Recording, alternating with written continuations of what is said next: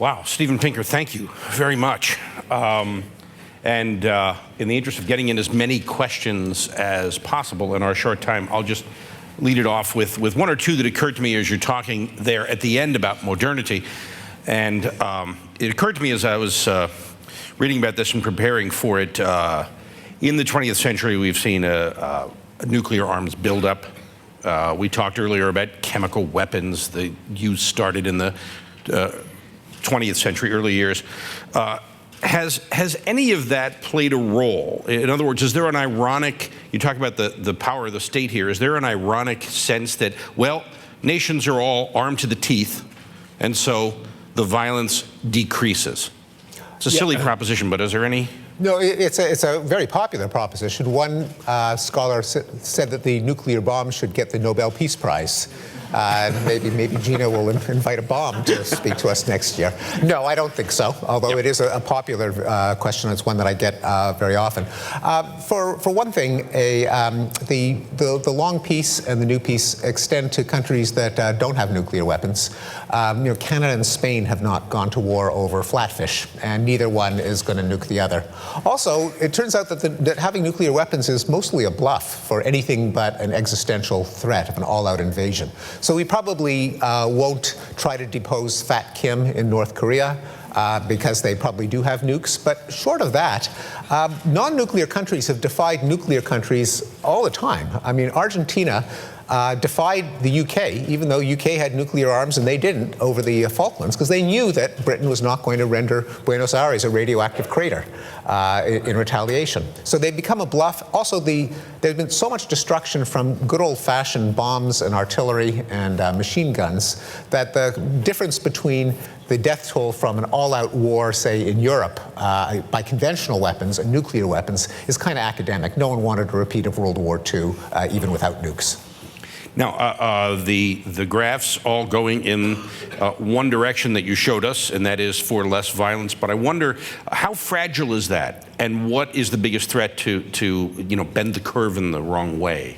Well, certainly, I think utopian ideologies and other ideologies that devalue human life in favor of other goals like national grandeur and glory. So certainly, militant Islamism is responsible for 7 of the 11 ongoing wars being fought in the world today. I think Putinism is a big threat, the idea that spheres of influence, national greatness, righting historical wrongs, to the extent that the world thinks that those are good things as opposed to individual human beings living and thriving, that worries me much more than other things that people mention like resource shortages or climate change, which can be bad things, but I don't think they lead to war. And we mentioned to thank institutions and if you will, the infrastructure or the apparatus of modernity, but I think we also have to thank, it sounds like, a parade of Enlightenment figures here. You mentioned Hobbes and Kant and Adam Smith. Does so much of this, is it too simplistic to say it goes to the Enlightenment? I think the Enlightenment humanism, the idea that human beings are, and their flourishing is the ultimate value, more so than religious dictates, national glory, triumph of the proletariat and other abstractions, deserves a lot of the credit. And the idea, also going back to the Enlightenment, that if we apply our brain power to reducing violence, every once in a while, and on average, we can succeed, a little. It sounds like it's a balance with head and heart, though, the way you talk about it, the empathy, but also the reason. Well, yes, and I mean, the heart can go both ways. The heart allows us to feel empathy, but it also fires us up with moralistic fervor, with the desire to right ancient wrongs, with, as I said in the book, the world has far too much morality. And if you were to add up all of the deaths committed in pursuit of moral causes, like utopian ideologies, like religious wars, like self-help justice, where you kill the person who insults you because they deserve it, even though you'll be hauled off to jail, I think they would vastly outnumber the number of deaths from just amoral greed and predation. So I don't think that greed and exploitation are good things, but I think on average, morality is worse. And yet one of your 4 points is moral sense. Do you make a difference there? Do you make a distinction?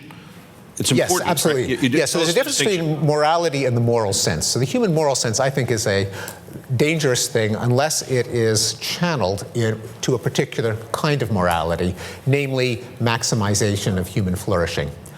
The other kinds of morality, like making the word of Allah law or bringing the kingdom of heaven to earth, can be highly dangerous.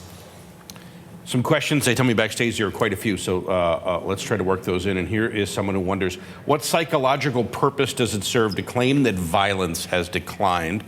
And shouldn't we continue to be vigilant? In other words, does it have us let our guard down for a lot of the work that we've been hearing about this weekend from people who are trying to reduce it? Yeah, well, the main psychological purpose is that it's true, and I think that it's good to say things that are true, to figure out how the world works. But in terms of if you want to do a cost-benefit analysis, I think it's an important truth because it shows that the world is not condemned to perpetual genocide and war, that something that we've been doing has been working, and so let's do more of it. It's not, and this, by the way, includes not, importantly, it does not just pertain to North America or Western Europe, but the world as a whole. Africa has seen a dramatic decline in the death toll for wars. So I think a common fatalistic attitude that this is, it's all a hellhole, what can we do? There'll be ancient hatreds, they'll always fight each other, is false. I mean, the rates of war can go down anywhere on Earth. In that same vein, what sorts of reactions have you gotten to this? Because there is a sort of cognitive dissonance that a lot of us feel when we, until you start, blinding us with the charts and the graphs, which are irrefutable, but someone says there's less violence, and then maybe because of news media and entertainment, you say, no, there's no way. So have people pushed back on you for a variety of reasons because of this inaccurate cognitive dissonance? Yes, there's certainly a cognitive bias to estimate probability by how easily you are reminded of examples. Right. And so if you see, if you read this morning that someone was eaten by a shark, then you don't go into the water because you think that the shark attacks are a major source of death, which of course they're not. And likewise, because violence, wherever it occurs, and of course rates of violence have not gone down to zero, the world is nowhere near free of violence. That's what news is. News is about stuff that happens. You never see a reporter in a part of the world that's at peace saying, here I am, and nothing is blown up, and no schools have been shot up, and so on. I'm in front of a high school that wasn't shot up today. And so unless you see data, you have no idea what the trends are, and our head is apt to be turned by the violence that does occur. Also, I should say, as I said at the outset, and as the graphs show, the decline has not been steady. I mean, there are local reversals. Certainly the Middle East in the last 3 years has seen a reversal in the rate of violence, and we can hope that it'll stay at a low level. But things can turn around. People who live through those turnarounds will correctly say that where they're living, when they're living, violence has gone up. It can happen. The questioner wants to know, why do we see growing violence in the media then? Do you think or do you think cultural violence has also decreased? In other words, cultural depictions of it, I assume. Well, it's not clear that it has increased. I mean, when I grew up, there were an awful lot of cowboy and Indian shows where they were, have gun will travel and Gunsmoke. I mean, they all had gun in the name of the show. Right. This was healthy entertainment for kids, and which you wouldn't have anymore. When E.T. was re-released on a 25th anniversary, Steven Spielberg digitally erased the guns that the police had and replaced them with walkie-talkies. So there's also a pushback to try to keep depictions of violence, especially away from kids, at least for mainstream broadcast media. And if you go through history, if you look at penny dreadfuls and dime novels and Shakespearean tragedies, the Old Testament, the lives of the saints, there's an awful lot of gore. We as a species love blood and guts. Apparently, President Carter last night in his remark talked about an epidemic of violence against women, including sex trafficking as slavery. I didn't hear exactly what he said about that, but I know what his position on that is. Could you comment on that and what that represents in this? Well, there is a lot of violence against women, and there is sex trafficking, but there always has been. I mean, this has been what used to be called white slavery was sexual servitude of European women. The Barbary pirates, the Islamic slave trade, to say nothing of the Atlantic Western slave trade. A lot of that was sexual, as we see in the composition of the United States today. Many people alive today are the descendants of sexual exploitation of black women by white men, including President Jefferson. So this is by no means something new. It is deplorable. I think what is new and what's admirable is the attempt to call attention to it and stamp it out. I want to ask you about your work and what set you down this path, because your academic background and discipline is psychology, right, and the study of the mind, and you were known for writings in that area. So how did you get down this path? Yes, I'd often been asked the question that if there is such a thing as human nature, which I believe there is, and I wrote a couple of books making that case, is that a fatalistic, depressing, pessimistic belief? That is, if you really believe that humans have innate tendencies toward violence and exploitation and sexual jealousy and dominance and revenge, does that mean that there's no point in trying to make the world a better place because we're just rotten to the core and we'll screw it up no matter what you do? And I've long made the argument that that is a non sequitur for two reasons. One of them, theoretically, the fact the mind is a complex place. Even if we do have motives for jealousy and revenge and dominance and so on, which I think we do, we have these other parts of human nature that can push back against them, like self-control and reason. And also, there can't be a serious question as to whether or not we can make the world a better place if you just look at the world and you see empirically it has become a better place.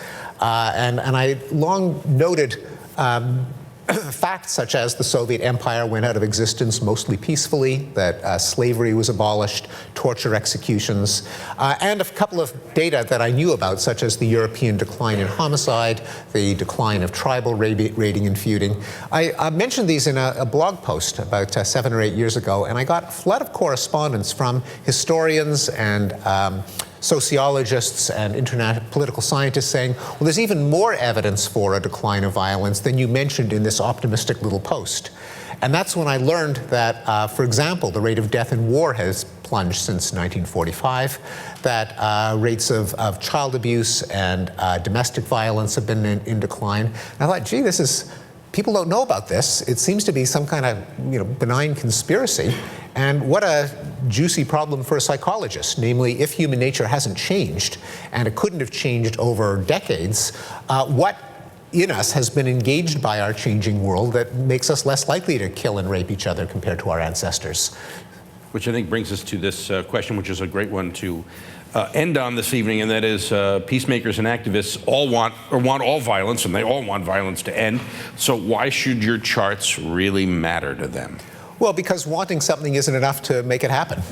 You need to know how the world works and what's effective and what isn't. And it's only by looking empirically at cases in which wars have ended and not restarted that you know which efforts are worthwhile and which ones might be make you feel good but may not actually end wars. So we have to take an empirical scientific approach, and the only way to do that is by examining data. Steven Pinker, thank you very much. Thank you. Appreciate it. Look forward to your next endeavor, your next project. Thank you.